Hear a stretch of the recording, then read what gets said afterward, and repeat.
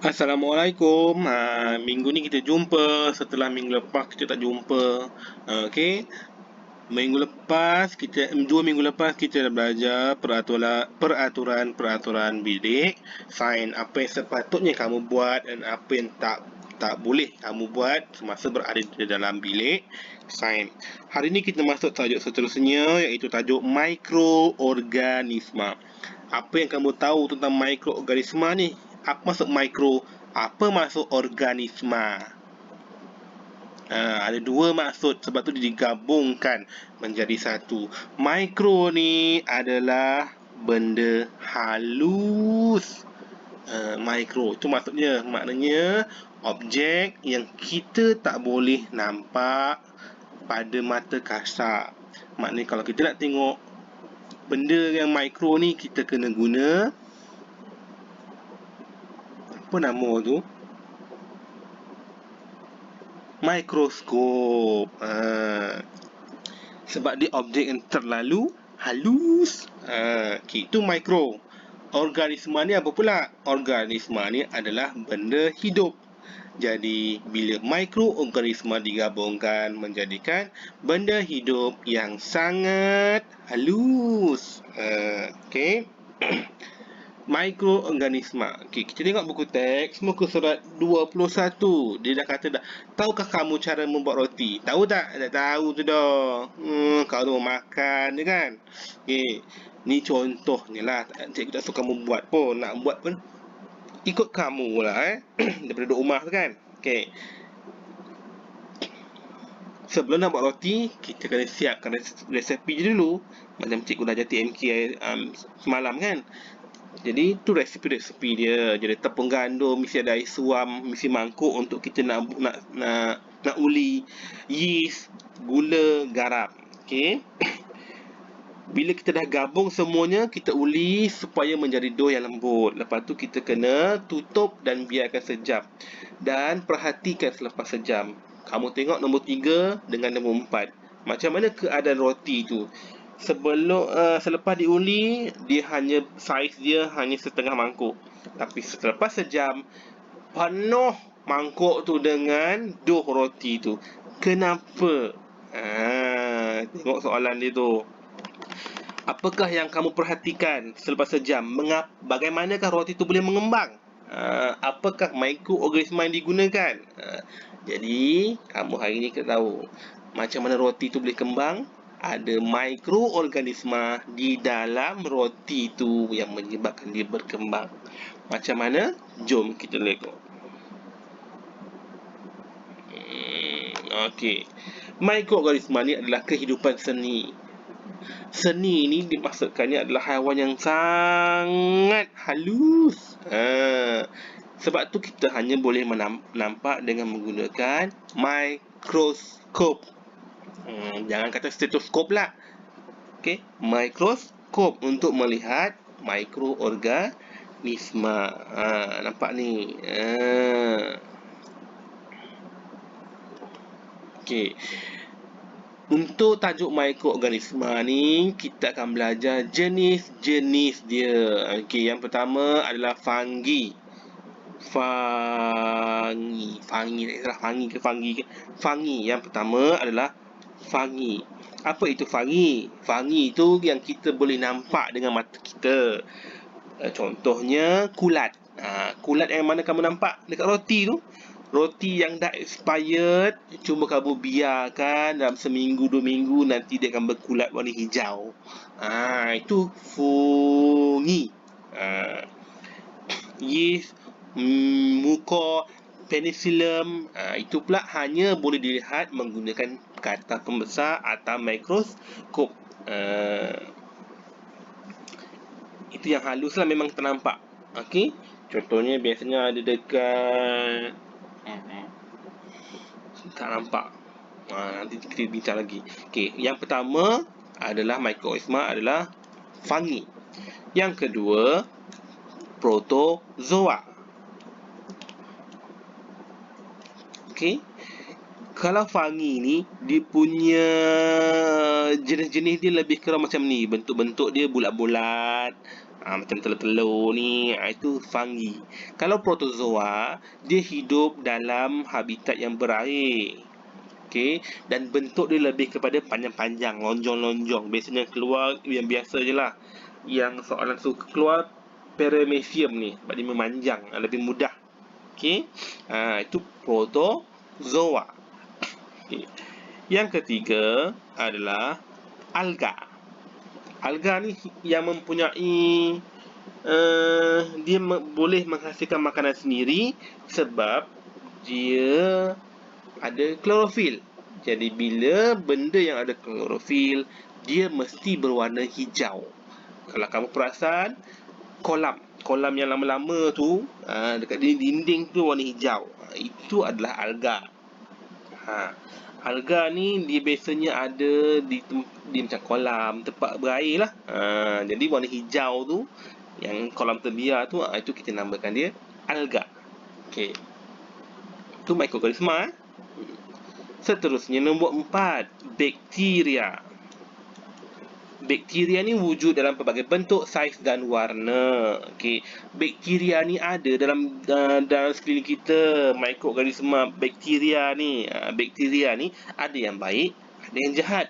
Yang baik kita guna untuk perubatan, yang jahat tu menyebabkan penyakit. Okey. Dan seterusnya nombor 5 adalah virus. Virus ni tak ada yang elok dah.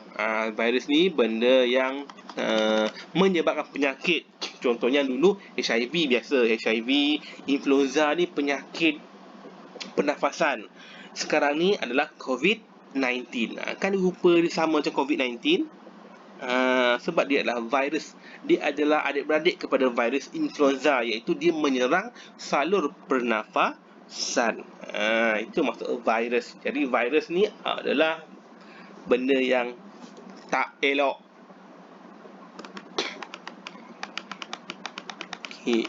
Kamu tengok kenapa kita guna mikroskop untuk melihat? Sebab besar dia pun sifar 0.2 mm cenonet dia tak nampak. Okey. Jadi dekat mana kita boleh tengok? Dekat bilik sains. Jadi nantilah, kalau tak tahulah bila kita boleh bersemuka, barulah kita menggunakan bilik sains untuk membuat eksperimen sains. Okey. Nah, cikgu harap buku nota dekat kamu. Okey. Sekarang ni untuk nota yang pertama, kamu kena tulis. Okey, tulis dulu hari, jangan lupa pula hari. Khamis. Hari ni 4 Februari 2021. Okey. Tajuk dia mikroorganisma. Tulis tajuk dia mikroorganisma. Lepas tu kamu tulis apa yang dimaksudkan dengan mikroorganisma. Maksud mikroorganisma ialah dot dan sebagainya. Okey. Rujuk nota ke, rujuk atas ke, tak kisahlah. Jadi kamu buat sendiri. Okey. Lepas tu cikgu perasan, kan cikgu kata untuk nota sains kalau boleh buat sekreatif yang mungkin. Cikgu nak kalau boleh macam ni. Contohnya mikroorganisma terdapat 5. Okey, jenis-jenis mikroorganisma. Okey, nyatakan nombor 1 apa, nombor 2 apa, 3 apa, 4 apa, 5 apa. Okey. Kalau boleh buat macam ni.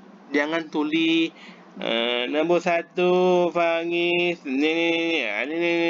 Cikgu tak nak macam karangan. Okey, kalau boleh biar di dalam bentuk bubble-bubble.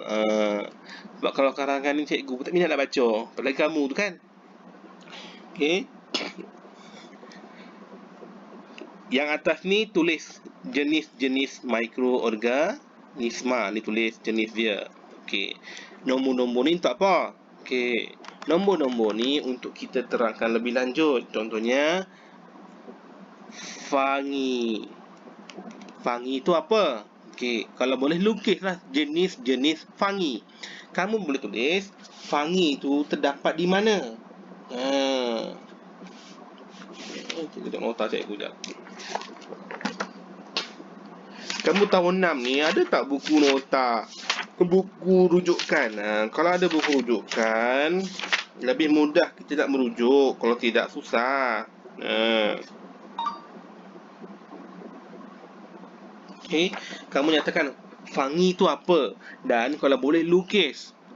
Kalau malas lukis, kau print. Kalau rumah ada printer, print lah. Tampal cantik. Nota ni untuk kamu yang baca, bukan untuk cikgu. Tapi cikgu nak nota ni bila cikgu semak, cantik, kemas. Tu pentingnya. Okey, tulislah Fanggi tu apa, dekat mana, apa nama dia, lukis apa bentuk-bentuk fungi. Seterusnya adalah protozoa. Protozoa dekat mana dia ada, macam mana bentuk protozoa, dan seterusnya sampai virus. Untuk virus tu masukkan sekali COVID-19, corona virus 19. Okey, rupa dia macam mana? Sama macam influenza punya, lebih kurang. Sebab dia adalah adik-beradik, sebab dia menyerang organ pernafasan. Itu contoh virus. Okey. Jadi itu nota yang pertama. Cikgu tak boleh banyak, kan banyak lagi nak cerita ni. Okey. Kenapa kita perlu tahu mikroorganisma ni? Sebab mikroorganisma ni ada di dalam sekeliling kita. Dia tu menjalankan proses hidup. Macam mana dia boleh hidup? Kamu kena tahu. Dia boleh bertumbuh. Bertumbuh ni maknanya dia boleh membiak. Lepas tu dia bernafas. Bila dia bernafas, dia boleh bergerak. Sebab itulah, kalau kamu perasan, COVID-19 tu dia sekarang ni merebak. Kenapa? Dia boleh membiak. Dia boleh bergerak. Sebab tu kena berhati-hati. Sebab sekarang ni orang duduk rumah pun boleh terjangkit. Jadi kita kena sentiasa berhati-hati, sentiasa basuh tangan, sentiasa mandi. Bangun pagi mandi. Ni bangun pagi mandi ke tidak ni budak lelaki ni? Okey, jaga diri supaya kita sihat. Okey, now kita tengok proses hidup mikroorganisma. Mikroorganisma ni dia bernafas, dia bergerak, dia bertumbuh. Itu tiga. Dia ada tiga fungsi dia hidup mikroorganisma. Dia bernafas.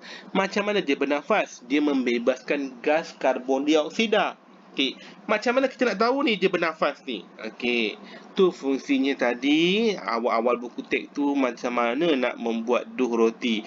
Daripada dia setengah mangkuk, dia menjadi kembang.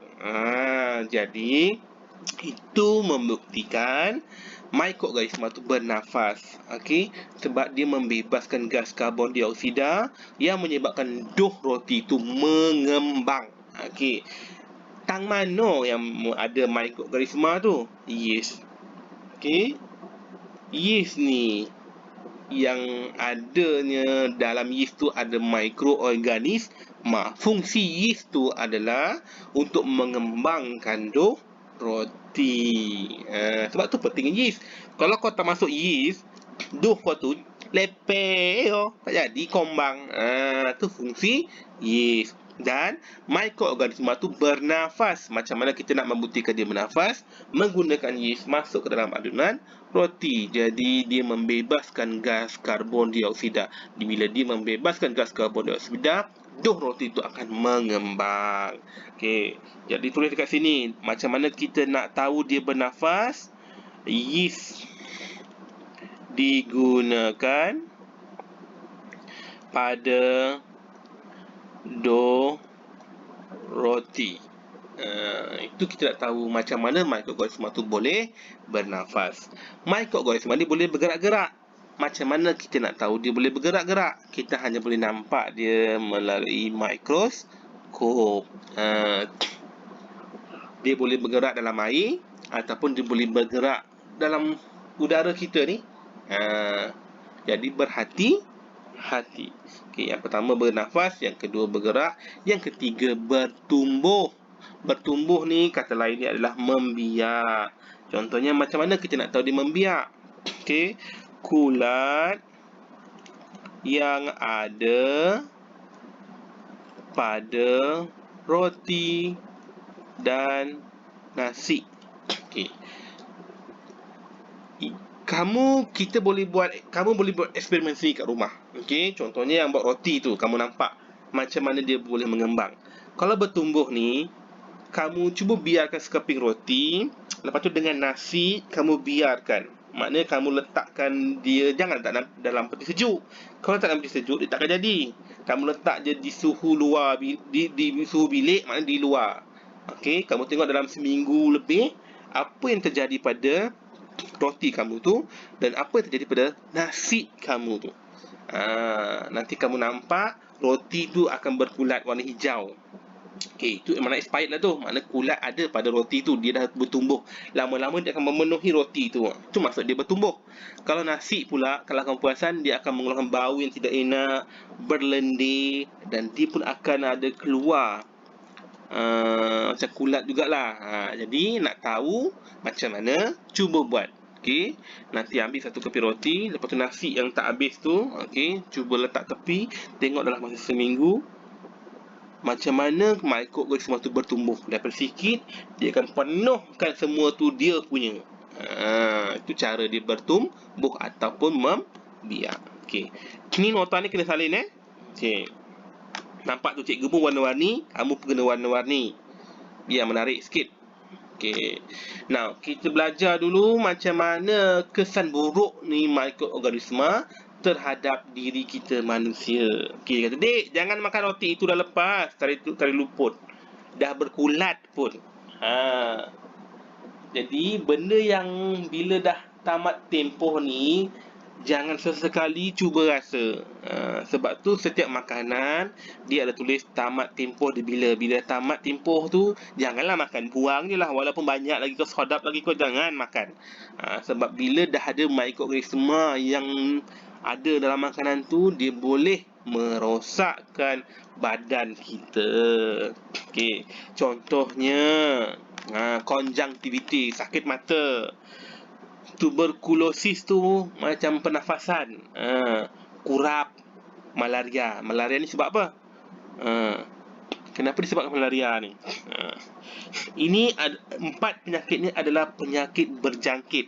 Maknanya bila kamu dapat penyakit ni, jangan berjumpa dengan orang, sebab penyakit ni akan boleh merebak dengan orang lain. Jadi sangat membahayalah. Okey, ni berjangkit konjungtivitis, sakit mata. Jangan sakit mata kau kenyit mata orang kat cikgu, tak nak dah. Macam tu. Jadi ini antara penyakit yang boleh berjangkit. Okey, tapi ada ubat dia. Sebab tu kena jumpa doktor. Tu kesan buruk dia, mikroorganisma ni. Kenapa? Sebab mikroorganisma ni ada di sekeliling kita. Sebab tu kita kena sentiasa menjaga diri kita, basuh tangan, mandi bersih-bersih, makan makanan yang elok, jangan makan makanan yang terbiar termeja lah lama tu. Okey, ni mikroorganisma merosakkan rupa, tekstur, bau dan rasa. Inilah, daripada roti tu, daripada putih dia jadi warna hitam. Lepas tu nasi dah lama jadi basi.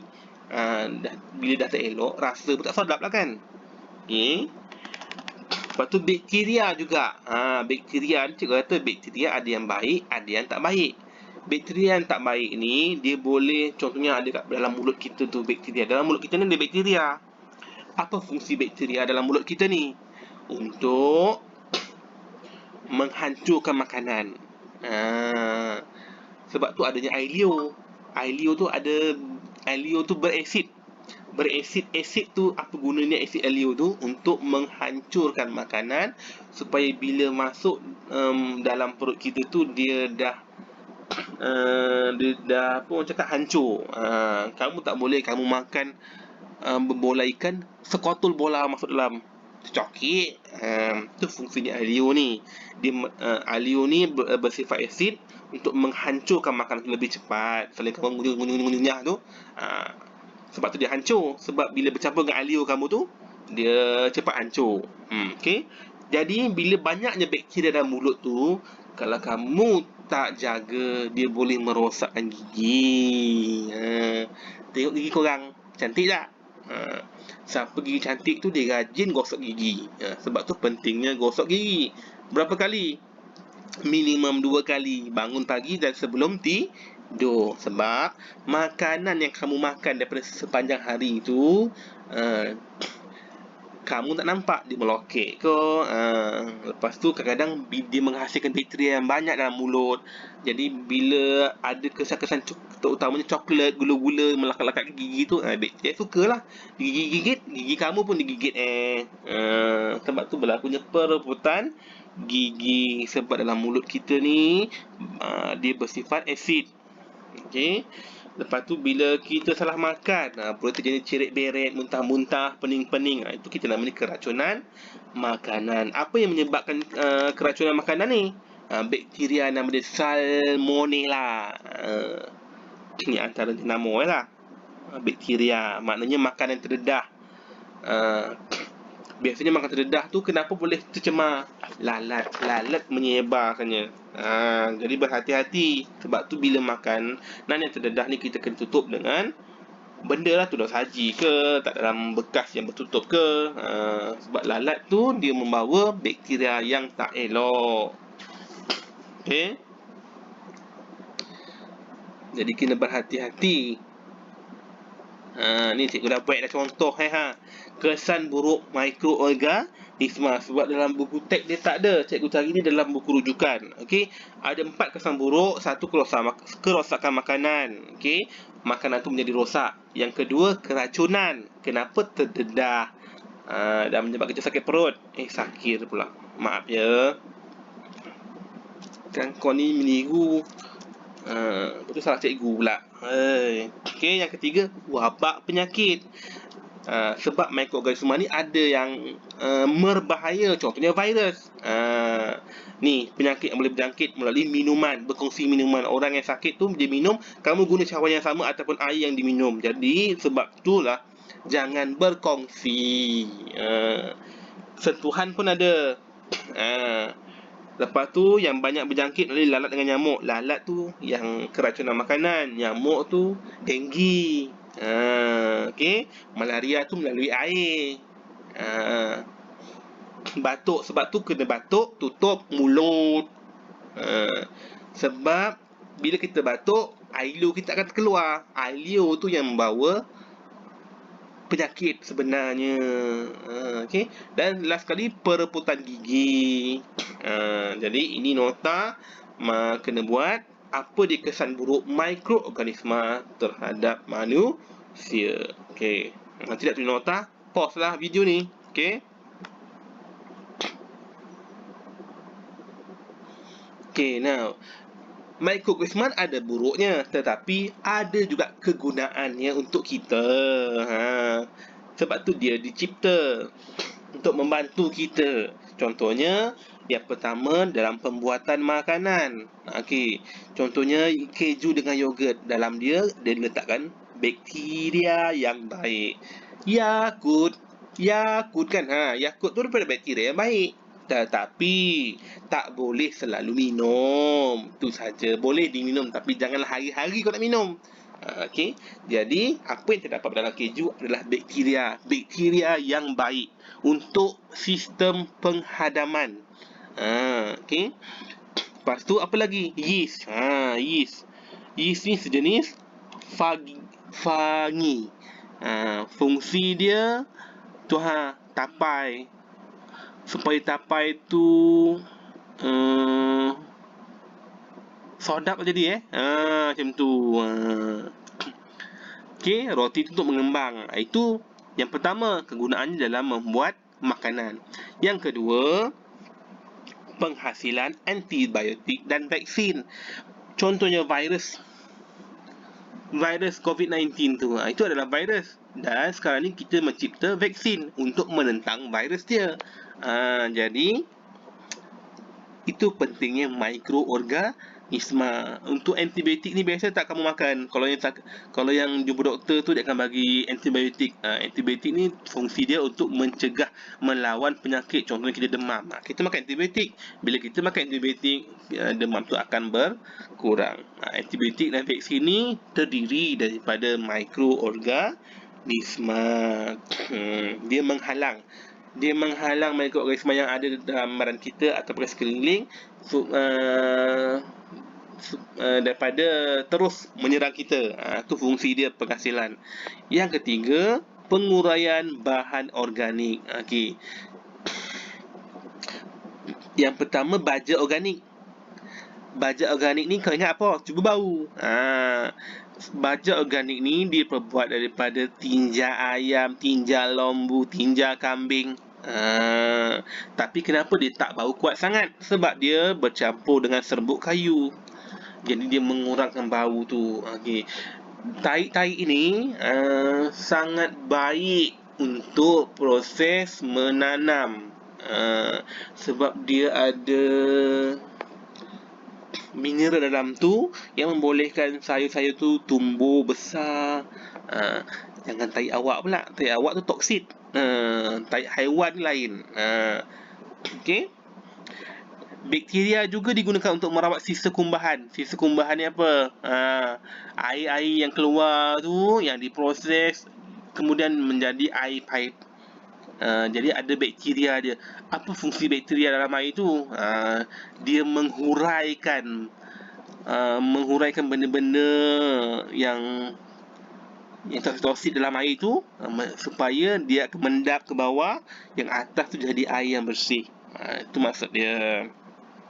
Okey, selain kesan buruk, ada mikroorganisma yang boleh memberikan faedah. Antaranya pembuat makanan, menghasilkan antibiotik, penguraian dan peruputan, membuat baja dan merawat sisa tumbuh untuk kesejahteraan manusia. Jadi mikroorganisma ni ada baik, ada buruknya. Jadi kita sebagai manusia kena tahu macam mana gunakan yang baik, buang yang buruk. Okey, nota kamu, tajuk dia kegunaan mikroorganisma. Yang pertama apa, yang kedua apa, yang ketiga apa. Okey, tuliskan apa kegunaan yang pertama dan contohnya. Misalnya contoh kedua penghasilan antibiotik, apa contohnya. Misalnya contohnya sains ni dia cerita, mesti ada contoh bukti menyatakan apa yang kamu cerita tu. Okey, tu kena tulis nota. Okay. Dah habis nota, boleh simpan tepi. Sekarang ni kita tengok macam mana kita nak menjawab latihan dalam buku aktiviti. Okay. Kamu dah tahun 6. Cikgu tak pastilah kamu ingat lagi macam mana nak mencari pemboleh ubah dimanipulasi, pemboleh ubah bergerak balas, pemboleh ubah dimalarkan. Sebab cikgu tak ajar kamu dari tahun 5. Tak tahu macam mana kan? Okey, apa maksud dimanipulasi ni? Dimanipulasi ni mestilah benda yang berbeza. Beza PM, berbeza, dia tak sama. PM dimanipulasi. Bergerak balas PB, apa yang kita nak perhatikan? Perhatikan di akhir eksperimen. Tak kisahlah tu beza dia. PM ni apa yang berbeza antara A dengan B, apa yang berbeza? Tu pemboleh ubah dimanipulasi. Pemboleh ubah bergerak balas ni apa yang kita nak perhatikan selepas eksperimen tu berakhir. Maknanya hasil dia, apa yang akan berlaku, hasil dia. Dimalarkan ni antara A dengan B, apa yang sama. Tu maksud dia. Okey, kita tengok kat sini. Ni pemerhatian ni apa yang kita nampak dengan kita menggunakan 5 organ deria melalui mata, dengar, sentuh, rasa. Okey, itu maksud pemerhatian. Benda yang kita memang nampak je. Itu pemerhatian. Jadi sekarang ni dekat dimanipulasi, apa yang berbeza? Kamu tengok dekat situ. Ni yang pertama, ni yang kedua. Apa yang berbeza? Cikgu terangkan, kamu buat dulu. Nanti cikgu tengok kamu faham ke tidak. Nanti bila bersemuka kita bincang balik. Okey, bergerak balas, apa hasil dia? Selepas eksperimen ni, apa hasil dia? Okey. Dimalarkan, apa yang sama antara A dengan B ni, apa yang sama? Okey. Lengkapkan pemerhatian. Okey, 2P, apa yang akan berlaku? Q, apa yang berlaku selepas 30 minit? Okey. Inferen ni sebab. Kenapa berlakunya saiz selepas 30 minit? Okey. Kenapa berlakunya? Why? Okey, bila sebab ni kita kena jawab ikut konsep sains, bukannya seketika sebab dia mengembang. Salah. Itu pemerhatian sebab kamu nampak dia mengembang. Sebab ni kenapa dia mengembang? Kenapa? Apa yang berlaku? Okey. Fungsi gula, kena nyatakan apa fungsi gula, kenapa gula tu diperlukan? Kenapa air suam diperlukan? Susah Okey, latihan ni, muka surat ni, okey, buat dulu mana yang kamu tahu. Yang tak tahu kita tinggalkan. Okey, sebab dia kena, cikgu kena terangkan depan-depan. Kalau dalam ni payah. Okey. Seterusnya ni, okey, ni dalam kotak senang. Okey. Yang ini, okey, muka surat berapa ni? Muka surat 26 ni. Ini, okey. Yang ni boleh buat. Sebab dia senang sikit kan? Okey. 26 ni buat. Okey, nah 27. Nyatakan kesan-kesan buruk. Okey, berdasarkan gambar ni, apa kesan buruk yang boleh berlaku kalau macam ni? Kalau ni kenapa? Ni kesan buruk dia, apa berlaku? Ini. Okey, itu kesan buruk. Yang bawah ni, kamu kena cari antibiotik ni dihasilkan oleh mikroorganisma yang mana? Mikroorganisma kamu ada 5. Okey, antibiotik daripada apa? Tempe roti daripada apa? Baja organik daripada apa? Yogurt daripada apa? Dalam buku tak ada. Jadi, kamu boleh Google. Okey? Cuba belajar sikit. Sebab minggu depan cuti ke China. Jadi tak ada. Sebab tu cikgu bagi lebih sikit. Okey, yang seterusnya, yang ini adalah langkah-langkah mencegah penyakit berjangkit. Okey, ni gambar dia. Jadi, ni gambar dia. Okey, maknanya kenapa perlu? Ini untuk apa? Makna masak air. Itu cara-cara untuk kita mencegah penyakit dari berjangkit. Okey, cuba buat yang ni Okey, sampai 31. Jadi, sebarang masalah boleh tanya cikgu. Okey, nanti dah siap boleh hantar sebab minggu depan tak ada. Hari Khamis tu cuti tahun baru Cina. Jadi, cikgu akan datang hari Sabtu ni, datang Sabtu minggu depan, cikgu datang, cikgu akan semak. Okey? Jumpa lagi. Terima kasih.